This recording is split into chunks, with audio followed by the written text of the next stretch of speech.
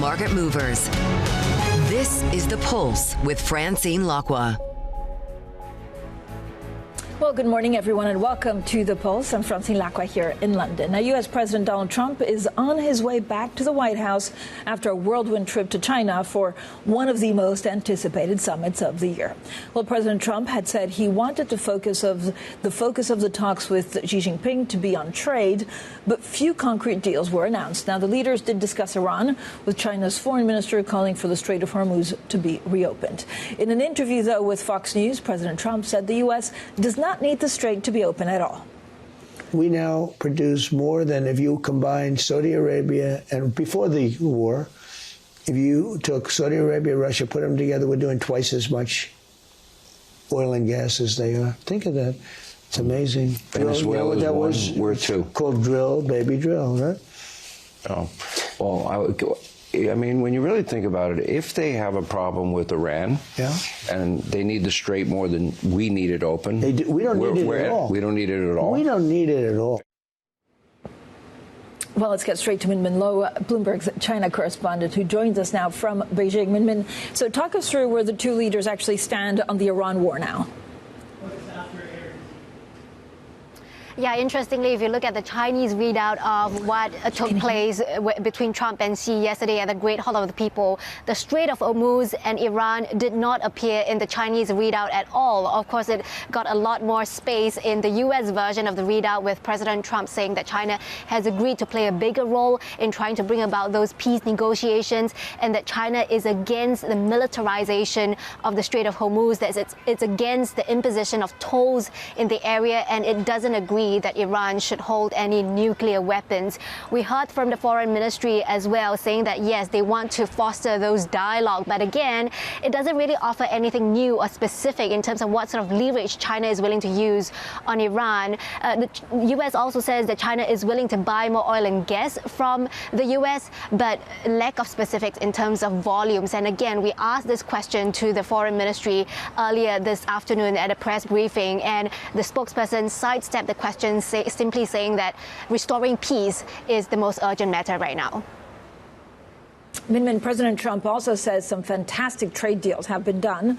Well, the U.S. trade representative told Bloomberg that he expects China to spend billions on American agriculture. So let's listen. Coming out of this week, you heard the president today talk about the Boeings and hundreds of Boeings being purchased by China.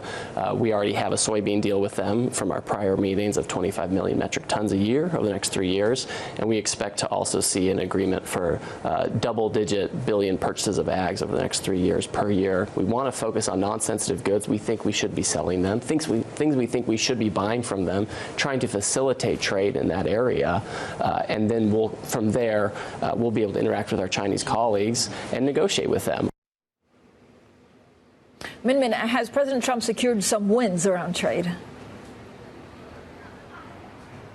Well, again, the specifics are a little bit lacking. We know that the U.S. has said they want to speed up the clearance of Chinese investments into the U.S. This is one potential win for China, because China has been looking to pour more capital in the U.S., but there has been a lot of scrutiny from CFIUS, for example, that has scuppered a number of Chinese deals. So that's potentially on the docket, but lack of specifics there. In terms of actual deal where we have real numbers, Boeing came through with a 200 jets deal, but that was smaller than anticipated. It's been previously reported that Boeing was eyeing a 500 jet deal, so we saw the stock fall on the back of that.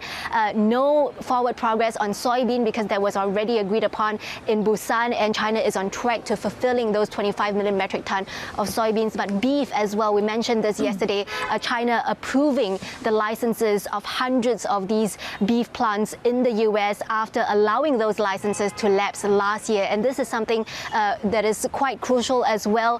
Although given the environment now with a sluggish consumption demand and Chinese meat producers also facing the issue of overcapacity, it remains to be seen what the actual trade volume is going to be.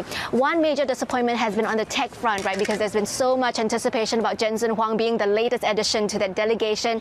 And Jamieson Greer said that tech curbs didn't really feature very heavily in the discussion between President Trump and Xi. And he said that it's going to be up to Beijing to decide whether or not to buy those H200 chips chips. So it doesn't seem like the two sides discussed the rolling back of tech curbs. Reuters mentioned that NVIDIA has gotten clearance to sell to some 10 Chinese tech companies, but we haven't gotten official confirmation on that front.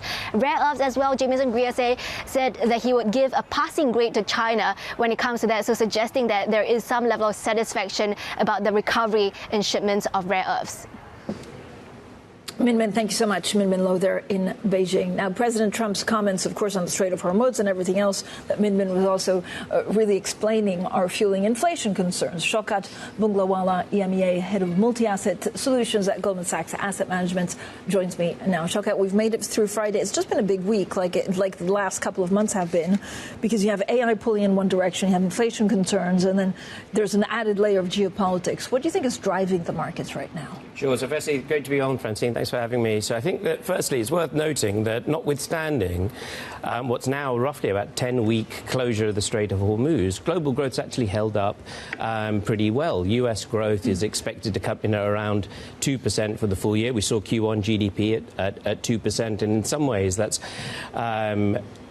related to the overall effect of an oil price increase, which has been considerable, not actually weighing in on growth as much as was presumably forecasted originally. Some of that's to do with, obviously, the high levels of inventory that we went in with before this particular conflict. Some of it's related to some of the physical shortages, perhaps not being able to be substituted. Jet fuels just being able to be dealt with by airlines cancelling low-value routes, which we've seen, of course, in Europe. But you've also seen this extraordinary amount of AI capex that's continuing to fuel the boom, and the fiscal policy tailwind as well. And that's resulted in global growth actually holding up reasonably well. But as you say, we are now seeing headline inflation pick up. Yeah. Do you worry about the US or Europe more? Europe, certainly. I think the overall picture in terms of the US, because it's got a steady labour market, overall non-farm payrolls are actually still positive. They're above expectations. Jobless claims are still pretty benign, and therefore the US growth picture actually looks reasonable. Europe has got a bigger challenge. It's certainly more impacted by elevated energy prices. You've seen that with Eurozone PMIs coming down now below 50. German industrial production is surprised to the downside. And you're seeing headline inflation now through the flash estimates of around 3%. That's up from 2% at the beginning of the year. The UK similarly around 3.5%. And that introduces more of a policy dilemma. Shoqat, I mean, I was going to ask you about the policy dilemma because you could see quite a big divergence between what the Fed does and what the ECB. I mean, the ECB is caught between a rock and hard place, right? And they're saying it quite openly that they're not really sure what happens next. That's fair. I think in the US you could expect to see the Fed just stay on hold. It's got the luxury of being able to wait, given it's got a steady labour market backdrop and a reasonably resilient growth picture. Europe doesn't have that. Europe's growth in the first quarter was about 0.1% quarter on quarter. It is impacted that bit more by an energy supply shock. You're seeing that through headline inflation. So the growth inflation mix in the UK introduces that dilemma. What we'd expect is that the ECB is going to have to increase rates.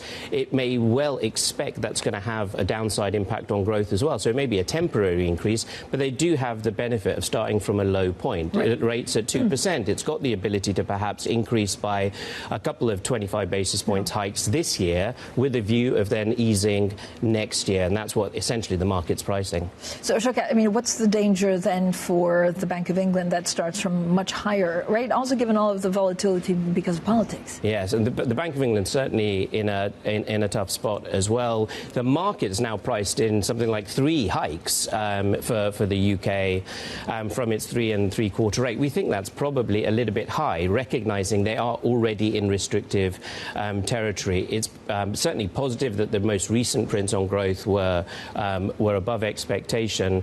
What we'd expect to see is the Bank of England stay on hold, wait to see more data come through, and then act accordingly. But the pricing of 3 hikes seems a little bit rich. Shoqat, when you look at the Strait of Hormuz, I mean, this changes everything. It changes inflation dynamics, whether we have enough fuel for the summer. What's your base expectation? Like, as a strategist, do you have to change if the market changes, or do you just have a base case that it looks likely to get worse? So our base case is that we're expecting constructive growth. That's one of the reasons, actually, we're still constructive on risk assets. Yeah. That does presuppose, of course, that the Strait of Hormuz does reopen. Right. Yes. To the extent that it doesn't, it could cause, of course, further further inflation, further shifts in potential paths of policy rate, and an impact on economic growth. So the expectation of disinflationary trends re-emerging off the back end of essentially tariffs fading, this energy shock fading. We do have the benefit also of recognizing that wage inflation pressures are slowing. Shelter inflation should come down in the US as well. That should see the disinflationary trend re-emerge, and therefore the medium-term outlook is constructive. But it's worth bearing in mind that the baseline expectation of that is based on the Strait of Hormuz reopening reasonably soon. What do you look at in AI? So AI is interesting in the sense of course, the extraordinary contribution it's making to economic growth. In the US, we've now seen forecasts of $750 billion of spend. That's up 11% from the previous $660 billion. And it's, of course, much broader than just chips. It's this extraordinary industrial rollout with power infrastructure, with data centers, all of the energy that needs to support that huge level of electricity demand to sustain data centers. And that contributes around about 0.5% to GDP growth in the US. What's worth also bearing in mind with AI, though, beyond the AI capex, is the debate about margin pressure versus revenue growth. On the one side, you've got this huge level of capex that will result in expensive assets depreciating, so you have to see the level of revenue growth to justify that spend. Now, in the first quarter, we saw a continued acceleration of cloud revenue growth, which is positive, and that justifies some of that spend.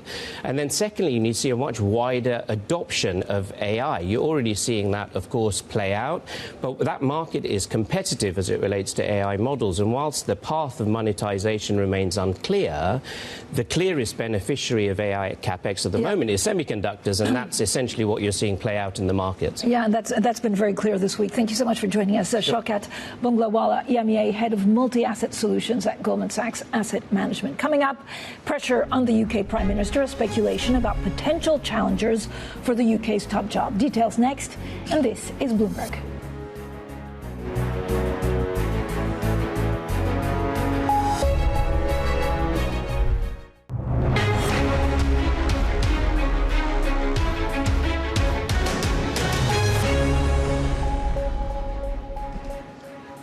The conversations that matter, the insights you need. This is The Pulse, and I'm Francine Lacqua here in London.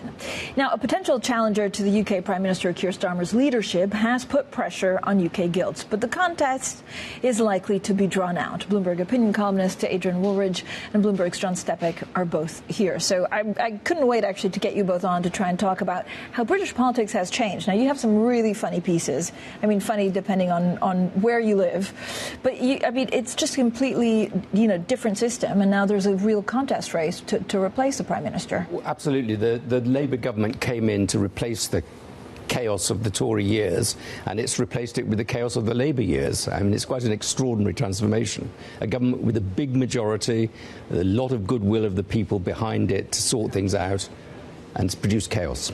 So, what I can't really 100% get to the bottom of it, I understand that Keir Starmer was a disappointment for many people, but is it a personality problem, or is it that people just want change? I believe it's fundamentally a personality problem. I think that the British country is a centrist country. It wanted a centrist solution to its problems. It's elected a rather dull centrist politician to deliver them, and he failed to deliver. I don't think there's anything structural here. I think if you look at Canada, if you look at Australia, where you've got much better leaders, they are delivering on that agenda. John, how long do you think, the Prime Minister is is it impossible for him to survive at this point? I think so. Obviously you can never say never. This is the problem. But the thing is, we've now got, so Andy Burnham has now got a pathway to becoming the leader. Yeah. Now, you can't take it for granted he'll definitely get elected. There was a strong showing for reform in the area where he's, trying to get elected. At the local elections, equally, he's very popular. Chances are, he wouldn't go for it if he didn't think he had a good chance. And once he gets there, it's very clear that he will ignite a leadership election. And at that point, it seems, again, reasonably clear, although, again, Jeremy Corbyn got to power very unexpectedly in 2015. But it's likely he'll get there. And then at that point, it's kind of, Starmer's obviously toast. And even if he doesn't, it's like, well what does happen then? Because he's very much a lame duck. And one thing I would slightly take issue, I agree, I think there is a personality problem here. but also the party's very divided. So there's a kind of Corbynite end of the party, a very hard left end who are much closer to the Greens in some ways, and then there's a kind of Blairite, and there's always been that civil war. But this is what took down the Tory party. Oh, absolutely, right? yeah, they were divided too. And there was not. So what's taking down markets? So gilts are actually tumbling because I guess they're worrying that the Manchester Mayor, that's now looking like he'll secure some kind of potential challenge to Keir Starmer. It's not only about political instability, it's actually what he'll do with money spent. So I spoke to him 10 days ago, and this is what he had to say about fiscal spending. We need a 10-year approach to repairing public housing, transport, energy, crucially. That affects individual households, but businesses as well. The cost of energy in the UK is far too high. So a 10-year reform programme there. 10-year reform of the care and health system as well. That's what I think the UK needs, and I think it's better done on a collaborative basis so that Britain is more of an investable proposition. We need to get rid of the turbulence from our politics, because that then doesn't give the markets confidence to invest. I mean, it was only 2 weeks ago. It really feels like a lifetime. John, I guess there's just concern that he might increase public spending and with a gilt issuance. But is the next Prime Minister going to do that anyway, out of the three that we have contenders? I mean, to be fair, Streeting is sort of seen as the one who's least likely to do that. But equally, he's the one, I think it's fair to say, is least likely to win amongst the people who will be voting for him. And it's pretty clear that, the FT did a piece the other day where they talked to various gilts traders, and Andy Burnham was very clearly the one they were most concerned about. And yeah, it's been a turbulent night for bonds overall because of Iran, etc., inflation, but definitely gilts have gone down a bit more than their peer group, and the pound obviously also kind of fell out of bed slightly whenever it heard that Burnham was going to have a crack at it. So clearly they are worried. And I think it's interesting. Look at that piece, the interview. At no point did they actually mention gilts. At no point did he explain how he was going to fix any of this. And when he's talking about collaboration and all of these kinds of things, he's basically talking about the public sector doing more and the private sector doing less. And that's obviously a kind of a slightly it's just covered up more way left, of, right? We did mention a little bit about public spending. What needs to happen, Adrian, now to have just a little bit more political stability? I thought naively that the fixed-term parliament meant that there was going to be stability, and it seems anything but.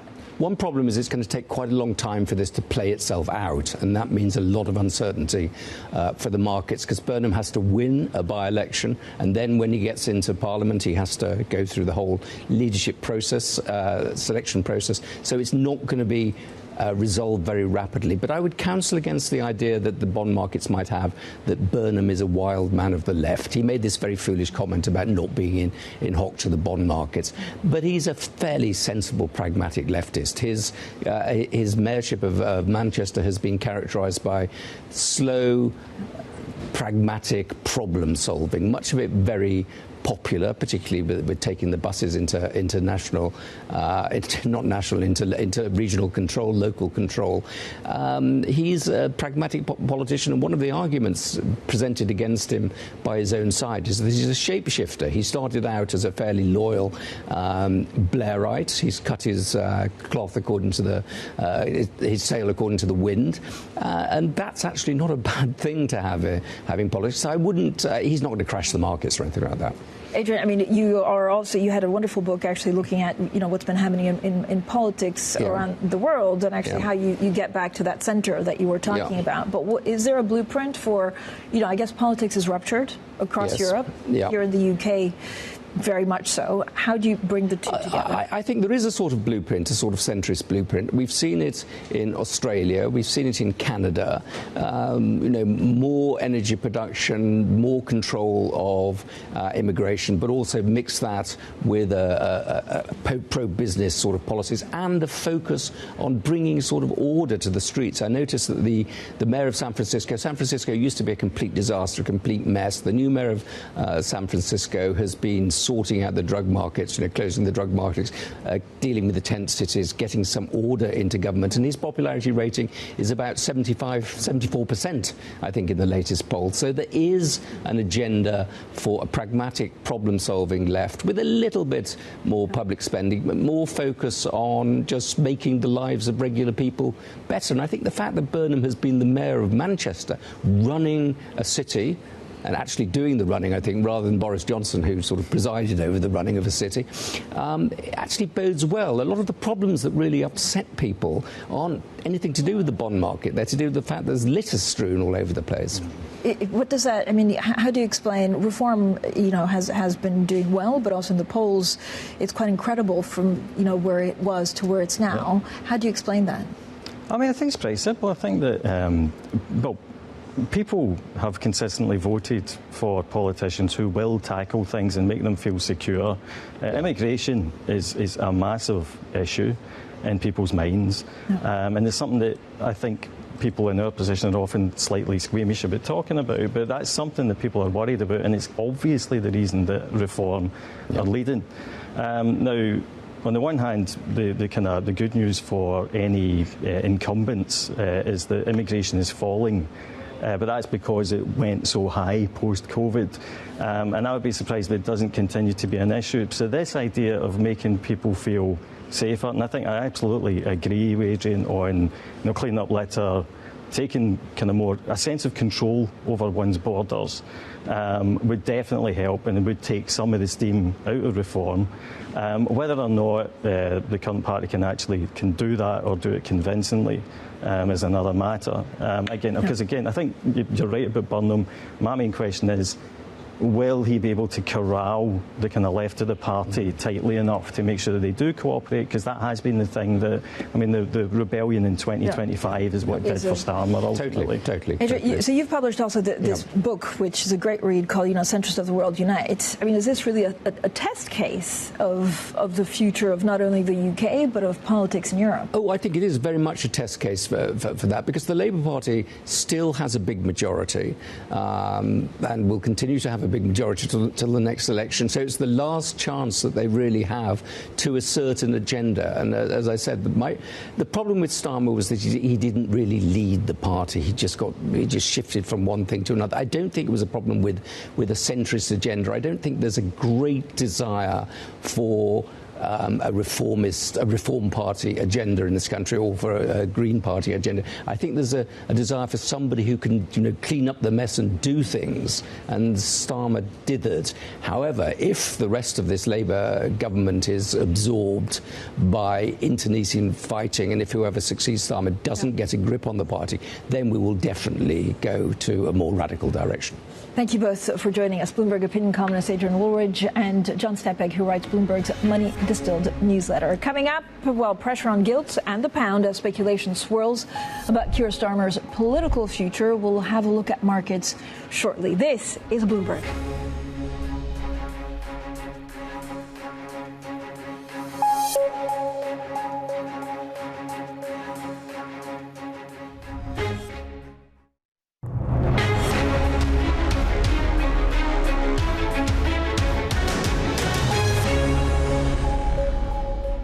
Good morning, everyone, and welcome to The Pulse. I'm Francine Lacqua here in London, and these are your top stories. President Trump says his relationship with the Chinese president is very strong after a whirlwind trip to Beijing. There are differences, though, in their messaging on Iran. Gilts tumble. The pound heads for its worst week since 2024 as the UK heads for a drawn-out leadership battle. Plus, OpenAI says it may need to raise even more capital as it races to secure the compute power needed to meet surging demand for AI. So there's increasing speculation over Keir Starmer's future as the UK's Prime Minister. Let's bring in Lizzie Burden, who's outside Downing Street. Lizzie, there have been so many names mentioned as a possible challenger to the Prime Minister. Where does Andy Burnham rank, alongside the other candidates?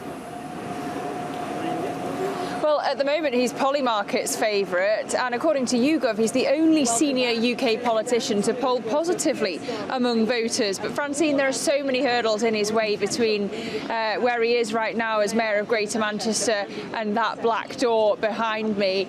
He's first of all got to be approved by the National Executive Committee of the Labour Party. Then he's got to win this by-election in Makerfield, and you can bet that Reform are going to throw the kitchen sink at it, because this was one of the seats where they did well at the 2024 general election. It was the 6th largest vote share for them at that point, in fact. And if Burnham wins this by-election, and he'll be able to say that I beat Reform then, I could beat Reform in a general election, he'd still have to get 81 Labour MPs to back him in a leadership, to get to a leadership contest, and then he'd have to fend off likely opponents like Angela Rayner, the former Deputy Prime Minister, and Wes Streeting, former Health Secretary. And so while all of this is dragging on, the uncertainty, as you say, Francine, likely to weigh on markets. Yeah, and tell us about these markets. Could they actually, do they weigh on how people vote or on the political process? It's hard to think that they wouldn't, given just how much turmoil we saw in markets in 2022 around Liz Truss. But at the moment, it's, even if we've seen gilts up sharply, including today, it's not stopping all of this leadership speculation. It's not stopping Burnham, Streeting and Rayner, although no one's yet put in a formal challenge. It seems like these dozens of Labour MPs who've called for Starmer to quit are more focused on the challenge that they'll be facing in the general election, in the sense that you've got opposition parties like Reform and the Greens offering more than you would perhaps be able to in government. That is the luxury of opposition, and having to care less about the bond market. But it is certainly the argument that Starmer and his Chancellor Rachel Reeves are making. You are going to plunge this country into chaos. If there is this uncertainty, it's going to push up bond yields, and in the end, who pays for that? The British voters, because it's a higher cost of living. Lizzie, thank you so much. Lizzie Burdon there at Downing Street. Now with us this morning, Tina Fordham, co-founder and geopolitical strategist at Fordham Global Insights. Tina, thank you for joining us. I mean, when you look at the UK, I guess there's a worry, and we were having also a great conversation with Adrian Wooldridge. I mean, we don't really know if Andy Burnham is kind of centrist. I spoke to him about 10 days ago, and of course he says things need to change, but it doesn't mean that he's fiscally imprudent at the moment. So I don't know whether the markets are getting ahead of themselves or whether they're just worried that the process will be drawn on. Well, I think markets are right to be worried, and they actually don't want to be trying to parse the positions of these various Labour leaders who perhaps are not so well known. I mean, I'm in conversations every day with UK business leaders, and they're exhausted and frustrated. Our borrowing costs are too high. Our sort of bureaucratic burden is too heavy. And are any of these candidates going to fix it? Do they have the kind of urgency that is needed? Yeah, so what do you think happens next? Again, does it need to be, I mean, is there any chance that Keir Starmer survives? Probably not. Well, I mean, the knives are out for him. I wouldn't count him down yet, because in this case, right, the market does have a loaded gun, really pointed, and Labour are very sensitive to the idea of a Liz Truss moment. And so, the old James Carville saying about, I want to come back as the bond market, in this case, the gilts market, it really does give Keir Starmer something. Plus, there is just the inevitability of a slower summer, and the fact that, as Lizzie said, the steps to a leadership contest just necessarily mean procedurally that this will all take a while. And in the meantime, sterling and gilts are showing the strain. Talk to me a little bit about what also this means. I mean, it's also in a very difficult geopolitical situation, right? So you had President Trump and Xi meeting in Beijing. I mean, if the UK is going through political turmoil and effectively Keir Starmer is a lame duck, is it more difficult for the UK to push for their interests in this kind of new geopolitical world? Well, I think in geopolitics actually is where the Prime Minister has shown quite a steady hand and a lot of leadership, the convening power of Britain, the role that we have in NATO and working with Ukraine. But what you can also see is this kind of late-breaking realization as we get to the 10-year anniversary of Brexit next month of actually we should be closer to Europe. Actually, the special relationship hasn't helped us much in the UK. And you know, really that is a long time coming. This should have happened when this government had more political capital.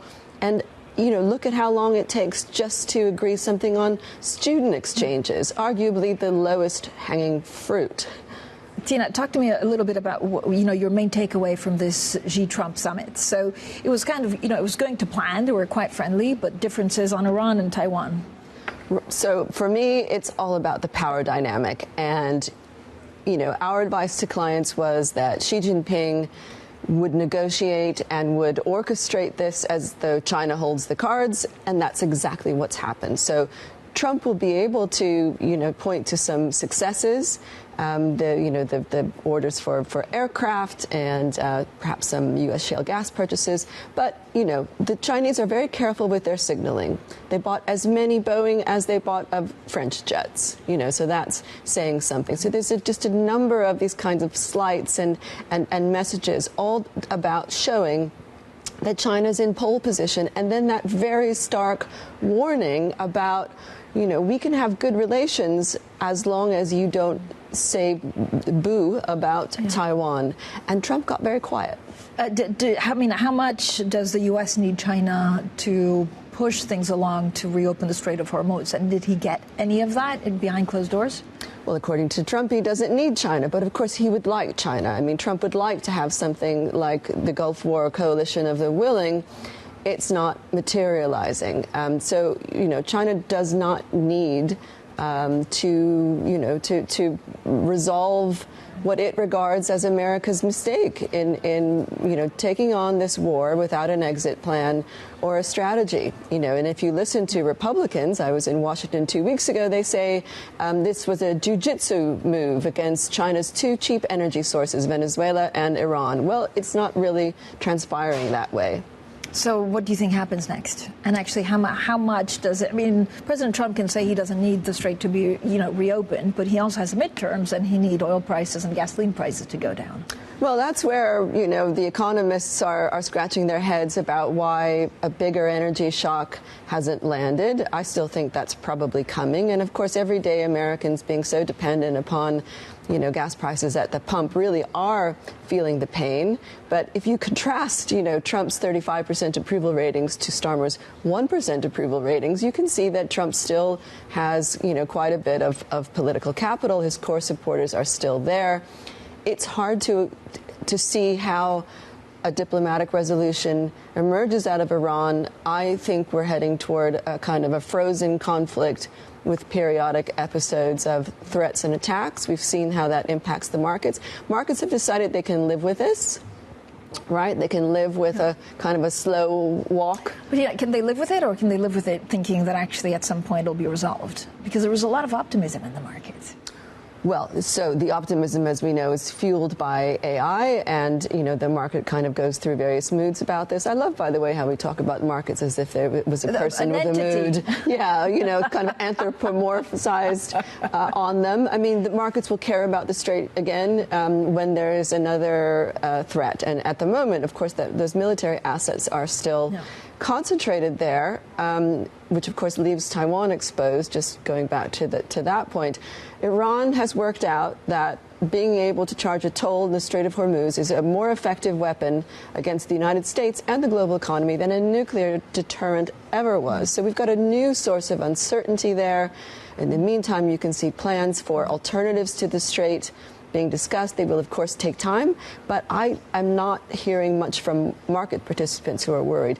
Government leaders, they're worried here again in Europe, Asia Pacific, where there's dependence. And do we know how strong or how weak the new Iranian regime is? What we know is that they are intact, and any sense that that the people would rise up, at least immediately, people might rise up, but maybe in months or years to come, has been overturned.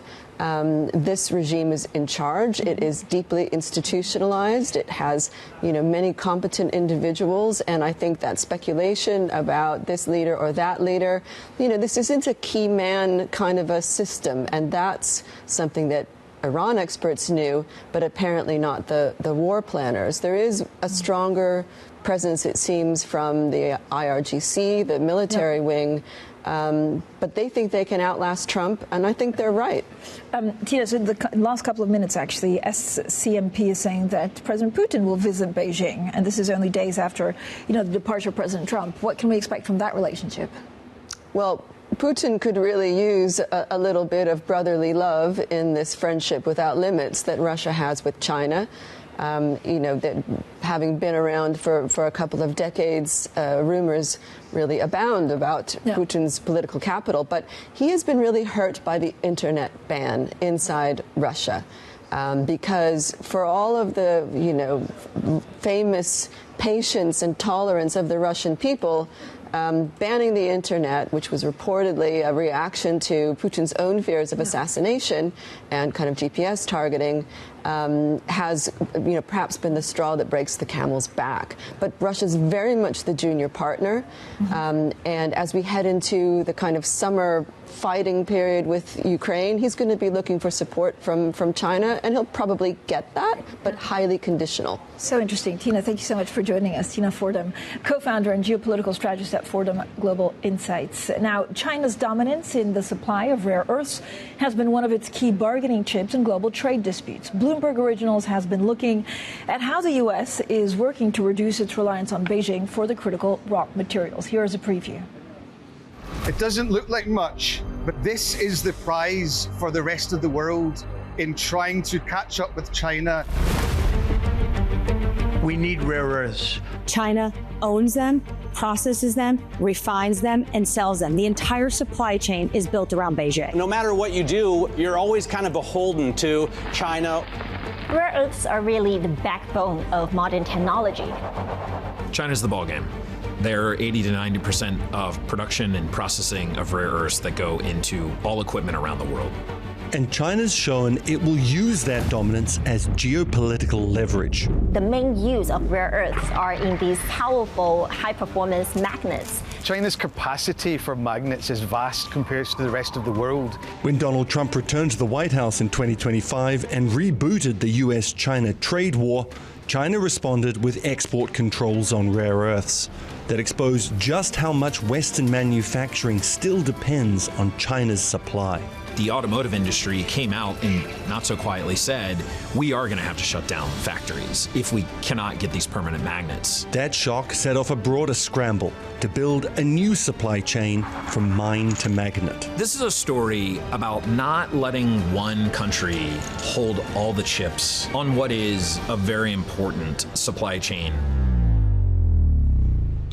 Well, and subscribers can watch that documentary in full right now and on, of course, the terminal on Bloomberg.com. It will be available later on Bloomberg Originals' social media channels. Also, OpenAI says it may need more capital even after raising $122 billion in what it describes as the largest private fundraising round ever. This comes as the company races to secure the compute power needed to meet surging demand for AI. While speaking exclusively with Bloomberg, the chief financial officer, Sarah Friar, said public markets could be an attractive option. We're just talking about the euphoria in the market again. Anything related to compute, anything related to investment opportunities. How much do you still need to invest in compute of your own to keep the edge? Yeah, we believe compute is a huge competitive advantage. We're going up a vertical wall of demand, as we've talked about, even just in the last 6 weeks, seeing the uptake of 5.5, our newest model, 5.5 Cyber. So everyone wants to talk to us about that model in particular. And then on the codec side, we're seeing just incredible lift, over 4 million users now on codecs. That's up, I think it went from 3 million to 4 million in just 2 weeks. And so we need compute, and there's not a lot of compute in 2026. So we are looking out into future years and saying, what can we do to get that compute today. How do you afford that compute? So mostly our business model. So we have seen an incredible lift in our revenues to match just the demand that I'm talking about. On top of that, we have raised a lot of money, as you know, from an equity standpoint. More than $120 billion. I mean, could you need more, though? It will depend somewhat on matching the demand that we're seeing, the revenue that we'll create, and hence the cash flows, and then that gap to wanting to buy compute out into future years. So I'm not averse to raising more capital, although right now that $122 billion gives us a lot of optionality, and I think de-risks a lot of what we need to go do in the market at the moment. So dare I ask, would you raise it in the private markets? We've just had reports that Anthropic is looking at slightly bigger valuation than yours at $900 billion and going out and raising $30 billion at least. Would you go to the private markets or would it be a public? The private markets have been incredibly generous to us, much bigger to tap than I think most people ever thought possible. I mean, $122 billion is literally the largest private fundraise ever. But there is something attractive about the public markets over time, too, because it's not just about equity, right? We want to be able to, over the long run, raise money across the whole spectrum. Sarah Fryer, their OpenAI's Chief Financial Officer, speaking exclusively with Caroline Hyde.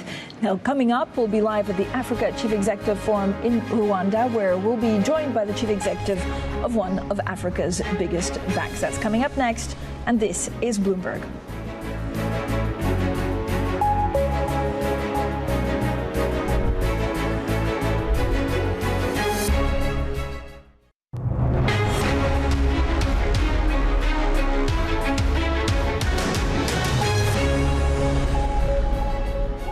Africa's Ecobank has announced a deal with France's Proparco to mobilize more than $350 million over 3 years to help tackle growing food insecurity. It comes as the Iran war threatens even more food shortages due to rising fertilizer costs. Well, OpenAI CFO, of course, is who we were speaking to, and we'll have plenty more from Sarah Fryer. But now, let's go to our Jennifer Zabazaja, who's at the Africa Chief Executive Forum taking place in the Rwandan capital, Kigali. Over to you, Jen. Thanks so much, Fran. Yeah, as you were just mentioning there, Ecobank is the most geographically diverse bank on the continent. And standing by with me is Jeremy Awori, who is the CEO of Ecobank. Jeremy, thanks so much for being here. Fran was just talking about that announcement from earlier this week from the bank and Proparco. I wonder how much of that was in response to what we have seen over the past few months with the Iran war, agricultural investment. Agricultural investment on the continent is critical. So we've been looking at this actually over the last 2 years. It's not something we started now. So we've got a very clear agriculture strategy, and we work with partners. So we worked with Rabobank to develop that strategy because they're very strong in agriculture, and they're also quite well associated with Proparco. So with Proparco, we announced 300 million euros to focus on the agriculture value chain. And that's really around value addition, not just because we export too many raw materials and we don't add value. And then as a result, the continent loses out on that value. So we're investing in that value chain, value addition, and also the gender lens as well to support women in agriculture. So if that was in the works for a while, talk to us about what you have seen in terms of the trickle-down effects from the war, in terms of African finance, especially from where you sit. We've obviously seen the impact in terms of the fuel prices. Yep. We've seen that coming through. But I think also what people don't see is that there's been an impact on fertilizer prices, right? So we've seen those go up 50, 60, 70%. We've obviously had supply disruptions, shipping insurance up. So what that has done is it's just led to inflation in many countries, or scarcity of some of the materials that are necessary in certain areas like agriculture. Importers have also suffered with increasing prices. From a financial institution perspective, though, what is it that you're seeing that maybe concerns you at this point? I mean, obviously, we're waiting to see how long this situation lasts. If it lasts a long time, it will have an impact on economic growth. It affects our clients because now their margins are under pressure, consumption is under pressure, so how much they sell is going to be a challenge. If FX rates start declining for some of the African markets, we could see changes even in interest rates to protect those, and also in response to inflation. That just puts pressure on companies in terms of their operating rhythm. and their ability to, to make profits. Has that affected Ecobank at all at this point? I mean, we're very diverse, like you said in the opening. So we have clients all over. So with us, we have clients who are net positive because they're oil exporters. Sure. And then we've got the others who are importers. So it's quite mixed, really, and we watch and work with our clients on all sides. Jeremy, I wanted to talk to you about some of the discussions that have been had over the past few days in Nairobi with France and Africa, also here in Kigali. There's been a lot of discussions about a common bloc, comparing it to maybe Europe in a certain sense. How much of that will depend on maybe moving away from dollar trade or keeping it still intact? How do you see that discussion panning out? I think a big focus of the discussions is really around how Africa works together to leverage its scale. Working as 54 countries, each country may not be exciting enough unless you've got the big countries like Nigeria, South Africa, and Northern African countries. So financial integration is going to be important. Working together in local currencies is also going to be important. So, for example, if we can make payments for trade in local African currencies, that would help relieve the pressure on the dollar. We're also seeing trade with China, being the core, our biggest trading partner. So we might see more trade and payments in Chinese yuan. Do you see that increasing? I think it will definitely increase over time because their level of trade is significant. So it's expensive for you to go for your local currency to dollar to renminbi, right? For making payments. Why not just settle directly? And that's something Ecobank is now working on, so that you can hold currency in yuan, and you can also make direct payments if you're purchasing imports from China. Where does that leave the greenback, though, in terms of trade on the continent? I think the greenback will still always continue to be the major currency. We'll see these others edging up. It will be difficult to tell how quickly. But I think one thing all these geopolitical events have shown is it's better to be diversified. So I think even central banks might diversify out their reserve currencies, just to protect themselves from massive depreciation swings one way or the other, which they're not necessarily in control of. Yeah, Jeremy, let's just finish on maybe mobilizing capital. That's also been a major theme over the past few days. What is it that's holding back some of the allocation of this capital? It seems like it is there, whether it's in dollar or renminbi. Where is it from an executive perspective? What's holding back the deployment of some of this capital? So Africa has more than enough capital to take care of its needs. It has approximately $4 trillion. I think the problem is, and that comes from pension funds, insurance pools, investment funds, sovereign wealth funds, but it's kind of trapped in pockets. We don't see enough of that capital moving cross-border, other than maybe some of the big pension funds in South Africa, like PIC, who have invested across. So we need to see legislation change that allows those pension funds to invest in different types of assets on the continent. They can play a significant role in infrastructure because it's patient capital, but we need infrastructure projects that will give them a return. We need to see them investing in banks, because if they invest in bank capital, we can then multiply that out in terms of lending into the economy. Do you see the involvement of France, like we saw earlier this week, potentially helping catalyze some of that? Absolutely. I mean, there have been very good discussions in the Africa Forward conference where we were looking at very specific opportunities. We as a bank committed $3 billion towards supporting trade in 3 years. We're trying to get very concrete things that we can do as companies, whether they're from France, working with African counterparts, value addition. We talked about critical minerals, we talked about infrastructure, hotel industry. There's so many opportunities, but the focus was around execution and the bias to action. We'll wait and see how those pan out. Jeremy Awori, Ecobank CEO, joining us here in Kigali at the Africa CEO Forum. Fran? Jen, thank you so much. As ever, Jennifer Zabazaja there in Kigali. On Monday, we'll also be joined by Larry Aresta, the chief executive of Audemars Piguet, for an exclusive conversation. That's on the back of collaborations with Swash, but just also a deep dive into the watch business. Don't miss that interview, 9:45 a.m. London time. Up next, it's Bloomberg Brief, and this is Bloomberg.